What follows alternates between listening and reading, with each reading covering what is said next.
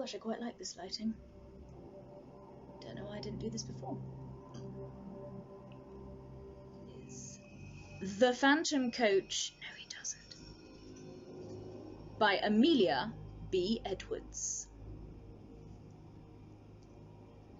The circumstances I am about to relate to you have truth to recommend them. They happened to myself, and my recollection of them is as vivid as if they had taken place only yesterday. 20 years, however, have gone by since that night. During those 20 years I have told the story to but one other person. I tell it now with a reluctance which I find it difficult to overcome. All I entreat, meanwhile, is that you will abstain from forcing your own conclusions upon me. I want nothing explained away. I desire no arguments. My mind on this subject is quite made up, and, having the testimony of my own senses to rely upon, I prefer to abide by it. Well, it was just 20 years ago, and within a day or two of the end of the grouse season. I had been out all day with my gun and had had no sport to speak of. The wind was due east, the month December. The place, a bleak wide moor in the far north of England, and I had lost my way. It was not a pleasant place in which to lose one's way, with the first feathery flakes of a coming snowstorm just fluttering down upon the heather and the leaden evening closing in all around. I shaded my eyes with my hand and staled anxiously into the gathering darkness, where the purple moorland melted into a range of low hills some 10 or 12 miles distant. Not the faintest smoke wreath, not the tiniest cultivated patch or fence or sheep track met my eyes in any direction. There was nothing for it but to walk on and take my chance of finding what shelter I could by the way. So I shouldered my gun again and pushed wearily forward, for I had been on foot since an hour after daybreak and had eaten nothing since breakfast. Meanwhile, the snow began to come down with ominous steadiness, and the wind fell. After this, the cold became more intense, and the night came rapidly up. As for me, my prospects darkened with the darkening sky, and my heart grew heavy as I thought how my young wife was already watching for me through the window of our little inn parlour, and thought of all the suffering in store for her throughout this weary night. We had been married 4 months, and, having spent our autumn in the Highlands, were now lodging in a remote little village situated just on the verge of the great English moorlands. We were very much in love, and, of course, very happy. This morning, when we had parted, she had implored me to return before dusk, and I had promised her that I would. What would I not have given to have kept my word? Even now, weary as I was, I felt that with a supper, an hour's rest, and a guide, I might still get back to her before midnight, if only guide and shelter could be found. And all this time the snow fell, the night thickened. I stopped and shouted every now and then, but my shouts seemed only to make the silence deeper. Then a vague sense of uneasiness came upon me, and I began to remember stories of travellers who had walked on and on in the falling snow until, wearied out, they were fain to lie down and sleep their lives away. Would it be possible, I asked myself, to keep on thus through all the long dark night? Would there not come a time when my limbs must fail, and my resolution give way, when I, too, must sleep the sleep of death? Death! I shuddered. How hard to die now, when life lay all so bright before me! How hard for my darling, whose whole loving heart but that thought was not to be borne. To banish it, I shouted again, louder and longer, and then listened eagerly. Was my shout answered? Or did I only fancy that I heard a far-off cry? I hallooed again, and again the echo followed. Then a wavering speck of light came suddenly out of the dark, shifting, disappearing, growing momentarily nearer and brighter. Running towards it at full speed, I found myself, to my great joy, face to face with an old man and a lantern. "Thank God!" was the exclamation that burst involuntarily from my lips. Blinking and frowning, he lifted the lantern and peered into my face. "What for?" growled he sulkily. "Well, for you. I began to fear I should be lost in the snow." "Now then, folks do get cast away hereabouts from time to time. And what's to hinder you from being a castaway likewise, if the Lord's so minded? If the Lord's so minded that you and I should be lost together, friend, we must submit, I replied, but I don't mean to be lost without you. How far am I now from Dwalding? A good 20 mile, more or less. And the nearest village? The nearest village is Wyke, and that's 12 miles t'other side. Where do you live, then? Out yonder, said he, with a vague jerk of the lantern. You're going home, I presume? Maybe I am. Well, then I'm going with you. The old man shook his head, and rubbed his nose reflectively with the handle of the lantern. "'Tain't no use," growled he. "He won't let you in, not he." "We'll see about that," I replied briskly. "Who is he?" "The master." "Who is the master?" "That's naught to you," was the unceremonious reply. "Well, well, you lead the way, and I'll engage that the master shall give me shelter and a supper tonight." "You can try him," muttered my reluctant guide, and, still shaking his head, he hobbled, gnome-like, away through the falling snow. A large mass loomed up presently out of the darkness, and a huge dog rushed out, barking furiously. "Is this the house?" I asked. "Aye, it's the house. Down, Bay!" And he fumbled in his pocket for the key.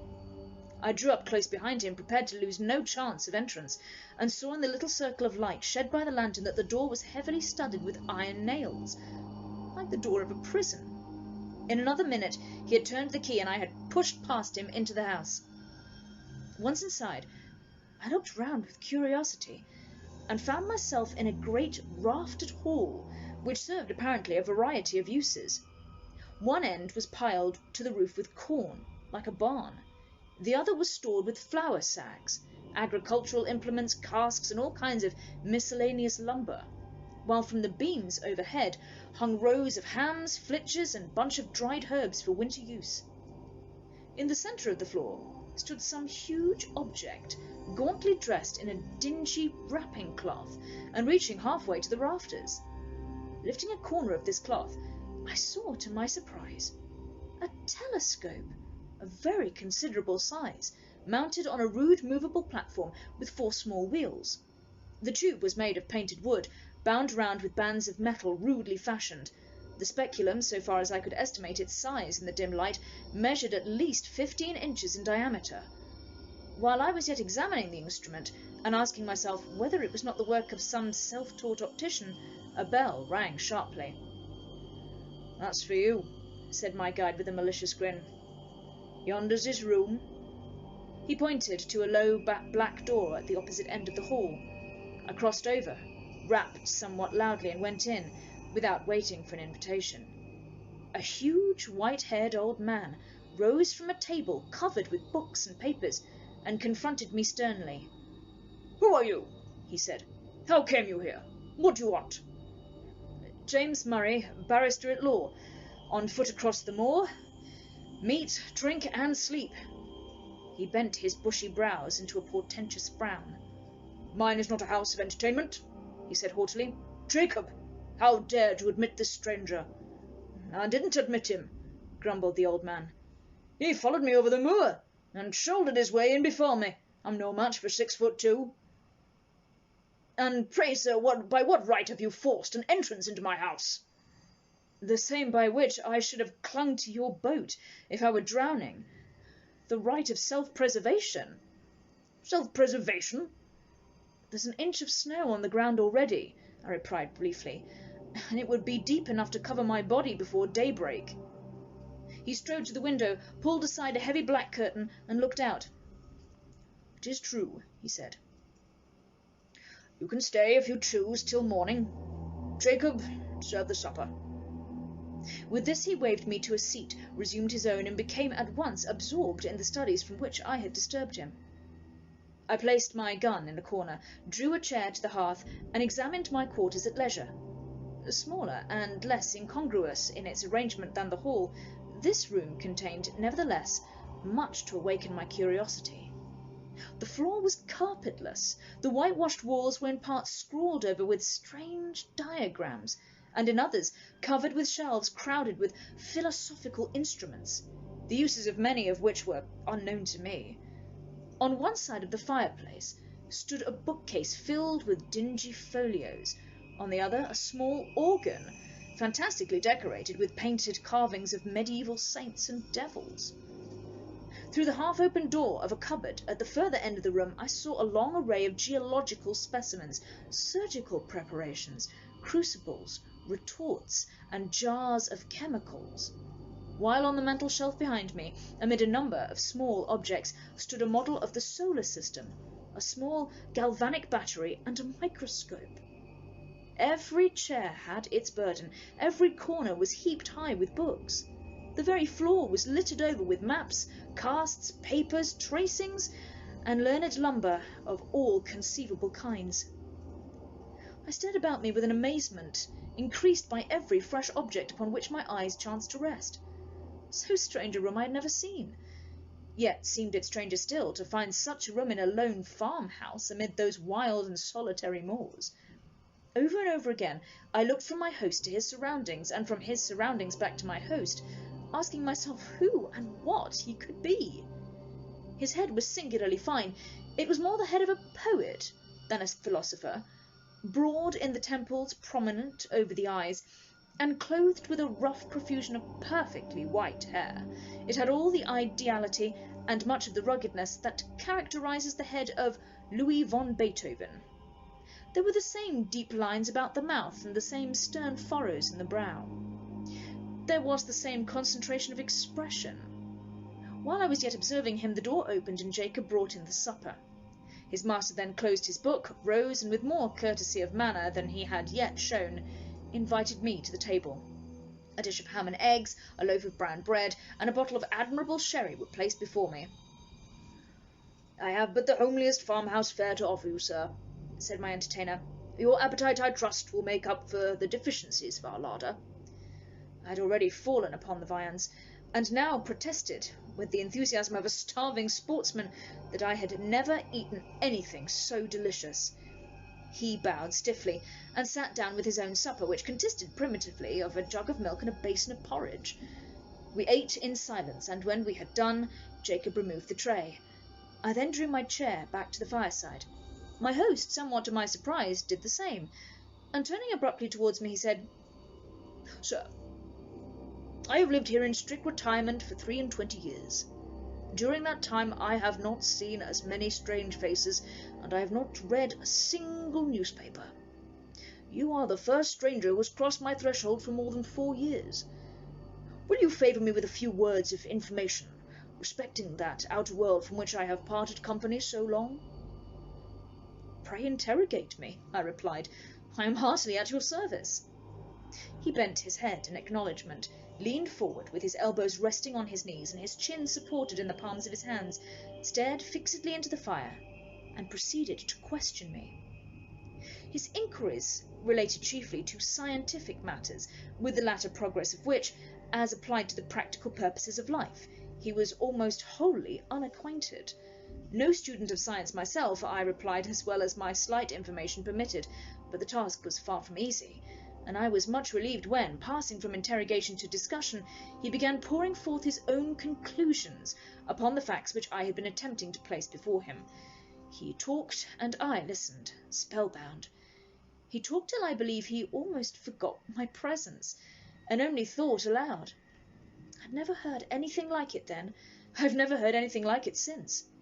Familiar with all systems, of all philosophies, subtle in analysis, bold in generalization, he poured forth his thoughts in an uninterrupted stream, and still leaning forward in the same moody attitude, with his eyes fixed upon the fire, wandered from topic to topic, from speculation to speculation, like an inspired dreamer, from practical science to mental philosophy, from electricity in the wire to electricity in the nerve, from Watts to Mesmer, from Mesmer to Reichenbach, from Reichenbach to Swedenborg, Spinoza, Condillac, Descartes, Berkeley, Aristotle, Plato, and the Magi, and mystics of the East, were transitions which, however bewildering in their variety and scope, seemed easy and harmonious upon his lips as sequences in music.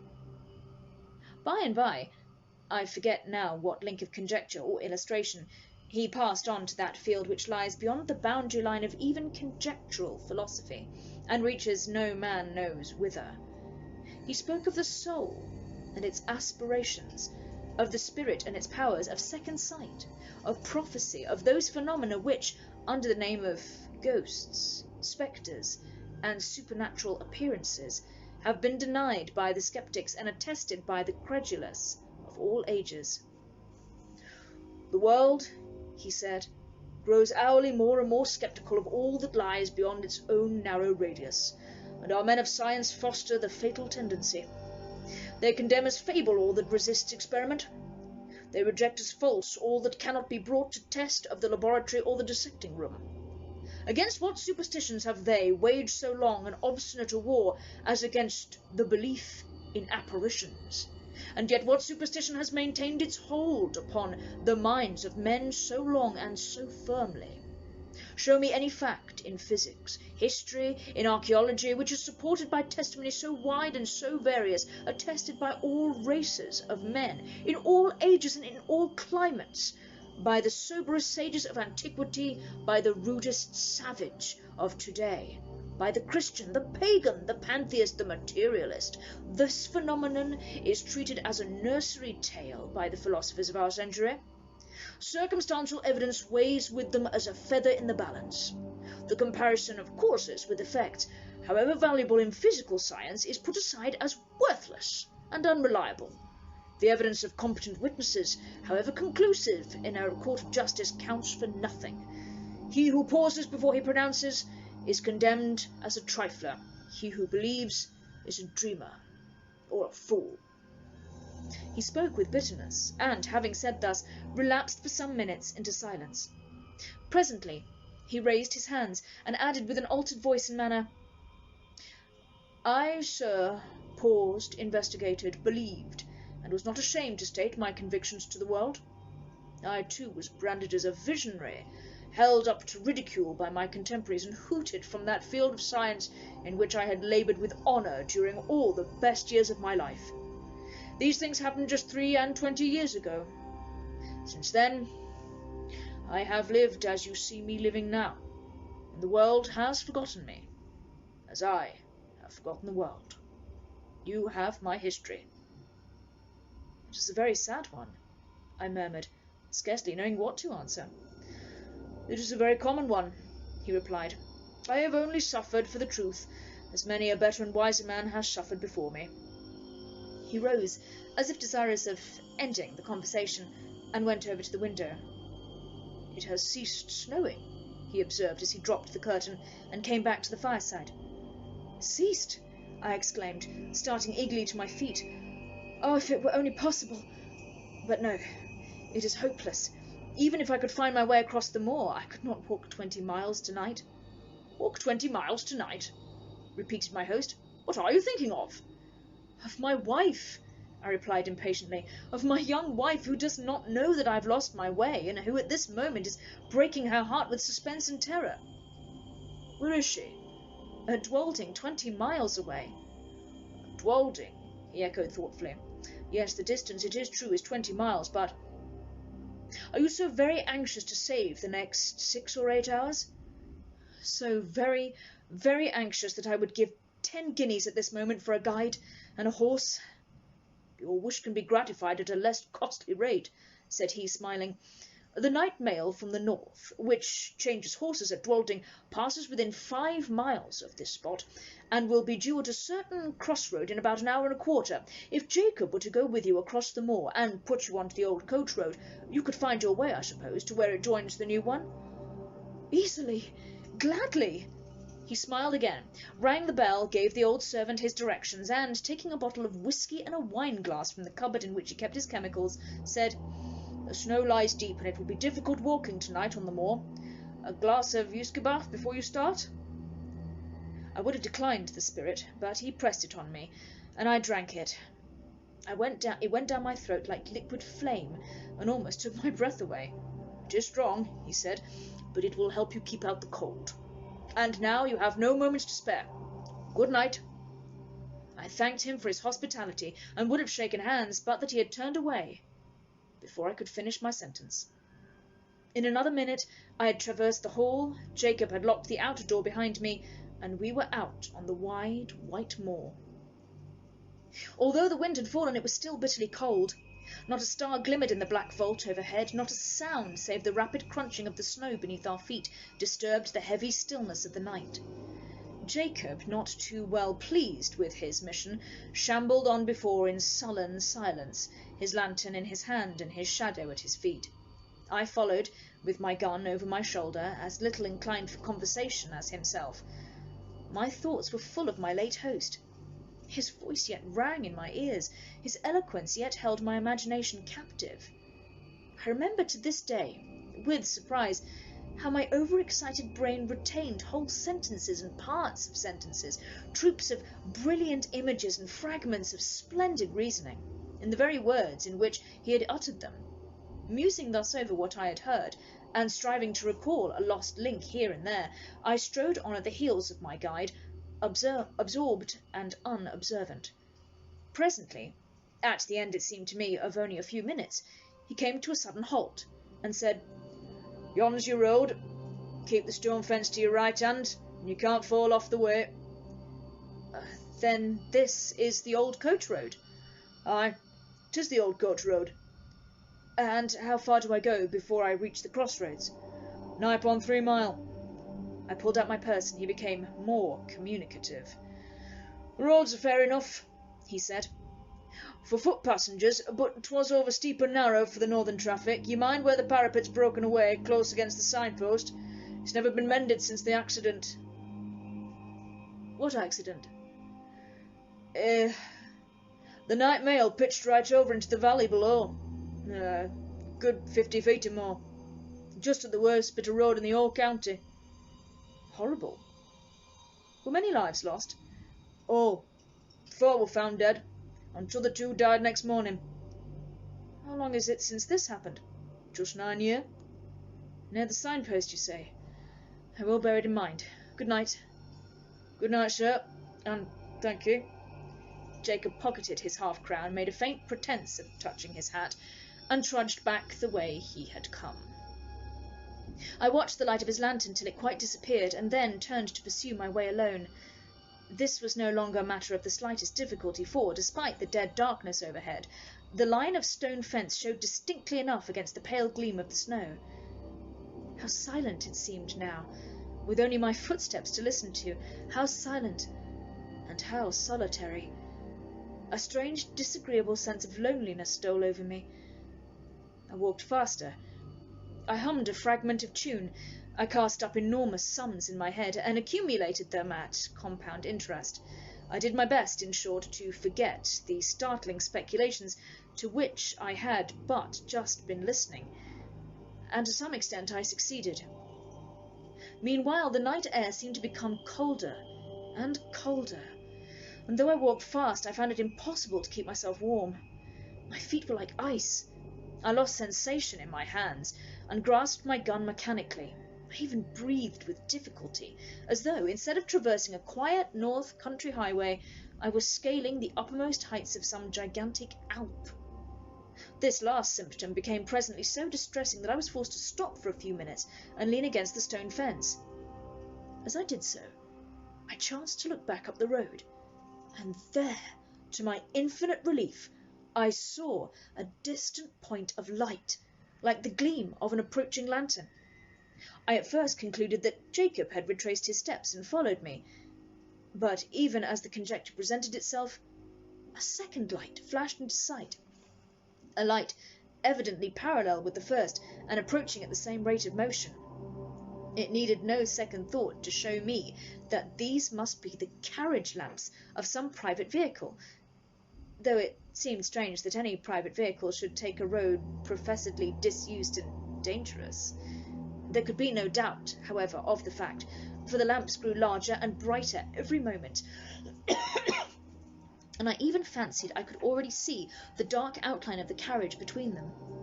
It was coming up very fast, and quite noiselessly, the snow being nearly a foot deep under the wheels.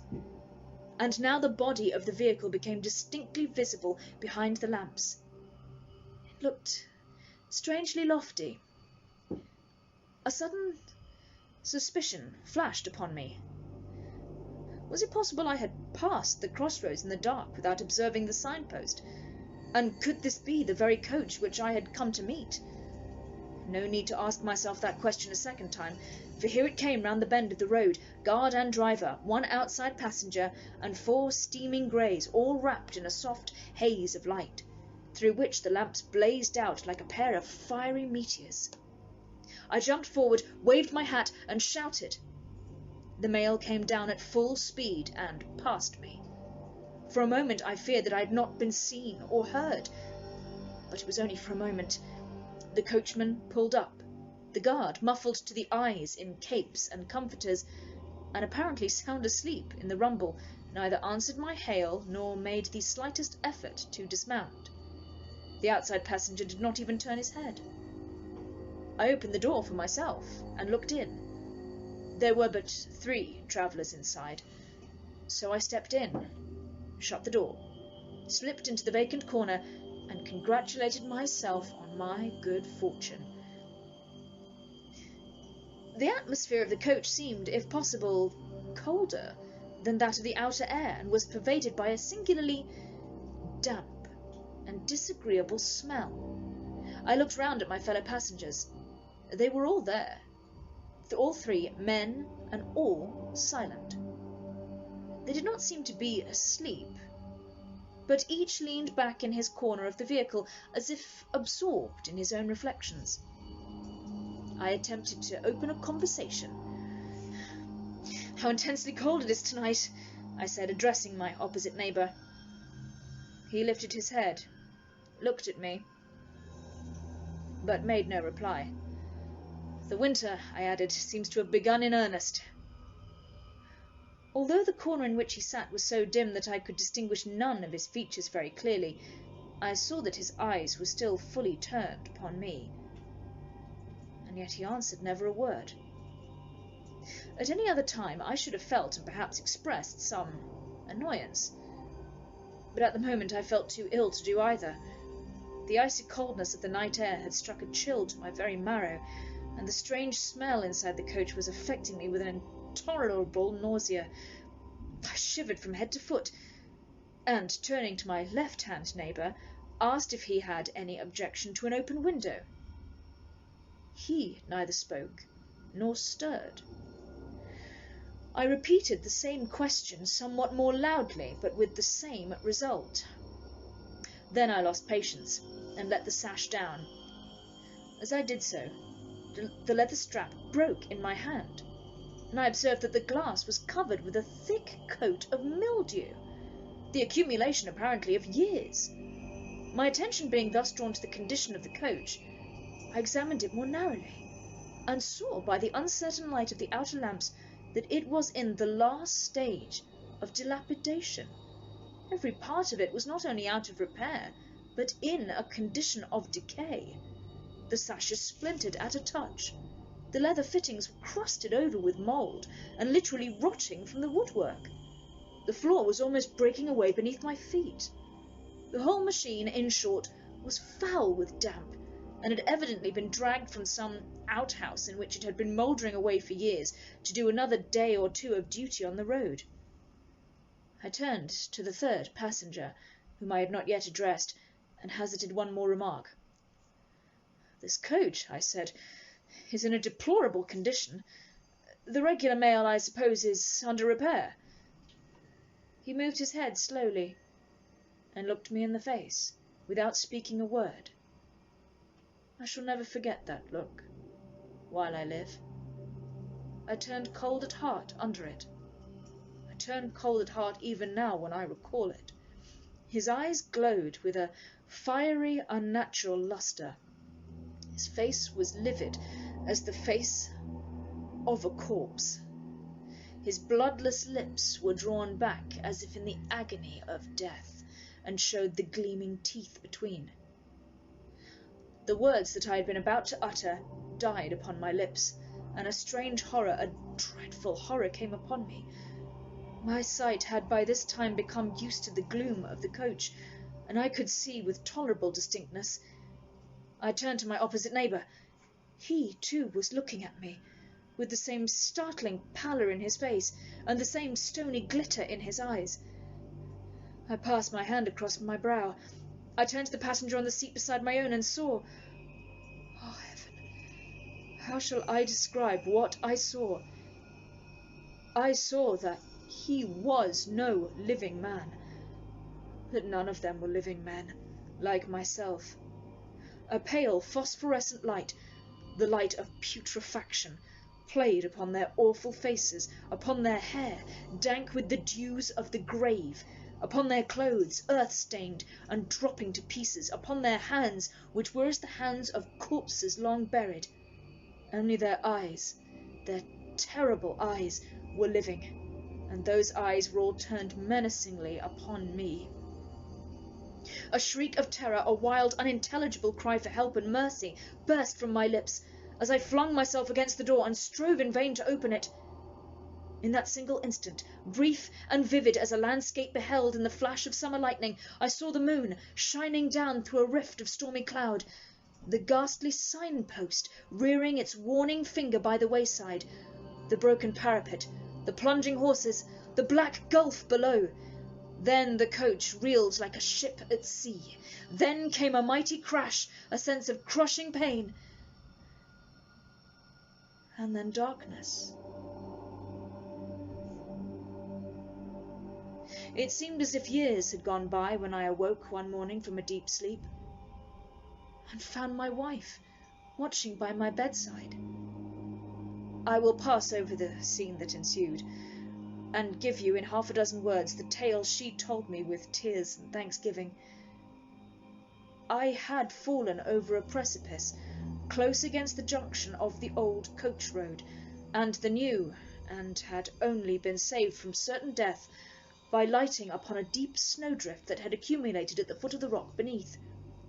In this snowdrift I was discovered at daybreak by a couple of shepherds who carried me to the nearest shelter and brought a surgeon to my aid. The surgeon found me in a state of raving delirium, with a broken arm and a compound fracture of the skull. The letters in my pocketbook showed my name and address. My wife was summoned to nurse me, and, thanks to youth and fine constitution, I came out of danger at last. The place of my fall, I need scarcely say, was precisely that at which a frightful accident had happened to the North Mail 9 years before. I never told my wife the fearful events which I have just related to you. I told the surgeon who attended me, but he treated the whole adventure as a mere dream, born of the fever of the brain.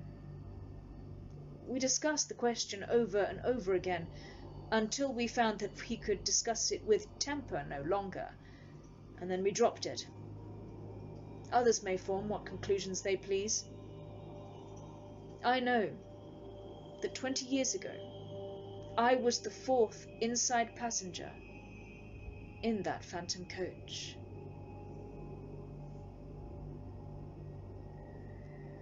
The end. As much as I like reading, for some reason I get a great deal of pleasure by going, the end. Feels like I've accomplished a mini thing for the night. Anyway, thank you for joining me, one and all. Lexi could do well with ASMR. I say. Do you mean the sort of like noise-making-y type things? Why, what have I done?